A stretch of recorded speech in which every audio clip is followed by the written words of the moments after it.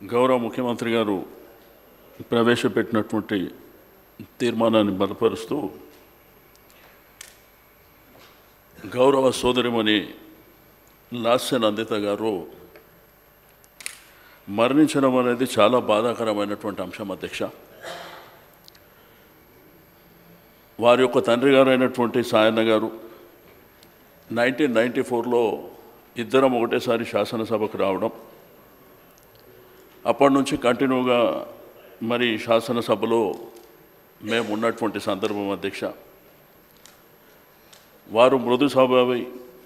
సాయన్న గారి జీవితం ఎట్లుందంటే అధ్యక్ష, కంటోన్మెంట్ అంటే సాయన్న, సాయన్న అంటే కంటోన్మెంట్ అనే విధంగా ఆ నియోజకవర్గానికి ఎనలేని సేవలు చేసి, వారి ఆరోగ్యం బాగలేకపోయినా కానీ, వారికి నడవనీక రాకపోయినా కానీ ఆ తపన, ఆవేదన, బాధ ఎప్పుడు ఆ ప్రజల మధ్యలో ఉండాలనేటువంటిది. అయితే అక్కడ ఉన్నటువంటి అనేకమైనటువంటి సమస్యల విషయంలో కూడా నిరంతరంగా పాటుపడుతున్నటువంటి వ్యక్తి అధ్యక్ష. బట్ విధిరాత మనం చేసేది ఏమి ఉండదు కాబట్టి వారు మరణించడం, మరి తద్వారా వాళ్ళ అమ్మాయికి రాజకీయంలో ఇంట్రెస్ట్. వారికి ముగ్గురు కూతుర్లు అధ్యక్ష, అబ్బాయిలు లేరు, ముగ్గురు కూతుర్లే. వారు ఎప్పుడు కూడా సాయన్న గారి ఆరోగ్యం బాగాలేదు కాబట్టి నిరంతరంగా వారింబడే ఉంటుండే. అంటే సెక్రటరీకి వచ్చినా, అధికారుల దగ్గరికి వెళ్ళినా, ప్రభుత్వం దగ్గరికి వచ్చినా, అదేవిధంగా ప్రజల దగ్గర పోయినా సపోర్ట్గా బిడ్డలు ఉంటుండే. బట్ 2016లో మరి వారి అమ్మాయికి కవాడిగూడ కార్పొరేటర్, ఎందుకంటే ఒకప్పుడు దోమలు కూడా అని ఉండే అధ్యక్ష ఆ డివిజన్. ఆ రోజుల్లో హైదరాబాద్ సిటీలో మరి జంటగా ముఠా గోపాల్ గారు, సాయన్న గారి ఒకటే స్కూటర్ మీద ఇద్దరు తిరుగుతుండే అధ్యక్ష.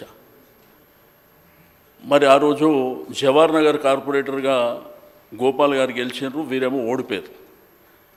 దాని తర్వాత ఆ డివిజన్ పేరే కవాడిగూడ అని పెడితే, నేను ఓడిపోయిన ప్రాంతంలో నా డాటర్ గెలవాలని మరి ఇప్పుడే కేటీఆర్ గారు చెప్పినట్టు కేసీఆర్ గారిని అడగడం, టికెట్ ఇవ్వడం, ఆ తర్వాత వారు గెలవడం, ఇవన్నీ జరిగినాయి అధ్యక్ష. బట్ అనుకోకుండా సాయన్న గారు మరణించిన సందర్భం. బట్ ఆ రోజు ఆ కంటోన్మెంట్ ప్రజల రోదన, ఆ బాధ, ఎందుకంటే వారికి ఆ నియోజకవర్గానికి 30 ఏళ్ళ అనుబంధం ఉంది అధ్యక్ష. ఆ తర్వాత పార్టీ నిర్ణయం తీసుకొని వారి యొక్క అమ్మాయికి టికెట్ ఇవ్వడం. ఆ యొక్క అమ్మాయికి టికెట్ ఇచ్చినప్పుడు ఇన్ఛార్జిగా నేనే ఉన్నా అధ్యక్ష. రెండవది, నేను కంటోన్మెంట్ ఓటర్ని. అంటే నేను ఇన్నిసార్లు 6 సార్లు గెలిచినా కానీ ఓటర్ కంటోన్మెంటే కాబట్టి అక్కడ నిరంతరంగా ఆ అమ్మాయి గెలుపు కోసం పార్టీ ఇచ్చిన ఆదేశాల అనుసారం నిరంతరం, అంటే ఒకవైపున నేను పోటీ చేస్తున్నా, రెండో వైపున అమ్మాయి పోటీ చేస్తున్నప్పటికీ మరి నేను ఆ 2 కాన్స్టిట్యున్సీలు కూడా చూసుకోవడం జరిగింది అధ్యక్ష. బట్ అన్ఫార్చునేట్ ఆ అమ్మాయి గెలిచి 2 మాసాల 20 రోజులు కొత్త ప్రభుత్వం వచ్చిన తర్వాత ఫస్ట్ శాసనసభలో అమ్మాయి ప్రమాణ స్వీకారం చేయడం, మొదటి శాసనసభలో ఇక్కడ ఉండడం మనందరికీ తెలిసిందే. బట్ అనుకోకుండా అర్లీ అవర్స్లో యాక్సిడెంట్, ఓఆర్ఆర్ మీద యాక్సిడెంట్ జరగడం. నాకు పొద్దున్నే కాల్ వచ్చింది అధ్యక్ష, ఇట్లా జరిగిందని. నేను వెంటనే వాళ్ళ సిస్టర్ నివేదిత ఫోన్ చేస్తే, ఆ అమ్మాయి అంకుల్ ఇట్లా జరిగింది అంకుల్ అని చెప్పినారు. వెంటనే హరీష్ రావు గారు ఆ సంగారెడ్డి హాస్పిటల్కు వెళ్ళి అవన్నీ కార్యక్రమాల దగ్గరుండి, ఆ తర్వాత గాంధీకి తీసుకురావడం, తీసుకొచ్చిన మీదట మిగిలిన కార్యక్రమాలు జరిగినాయి. కాబట్టి విధిని మనం ఏం చేయలేము అధ్యక్ష. ఇది మానవ సమాజంలో జరిగేటువంటి ఇది ఉన్నప్పటికీ మనిషి జీవితం, పుట్టడం, జననం, మరణం అనేది సర్వసాధారణమైనప్పటికీ ఆ కుటుంబానికి మాత్రం తీరని అన్యాయమే జరిగింది అధ్యక్ష. ఎందుకంటే తండ్రిని కోల్పోయినటువంటి 1 సంవత్సరం కాకముందే అమ్మాయి ఎంతో భవిష్యత్తు ఉన్నటువంటి అమ్మాయి, ప్రజా జీవితం, వాళ్ళ కుటుంబమే ప్రజలకు అంకితమైనటువంటి కుటుంబం అధ్యక్ష.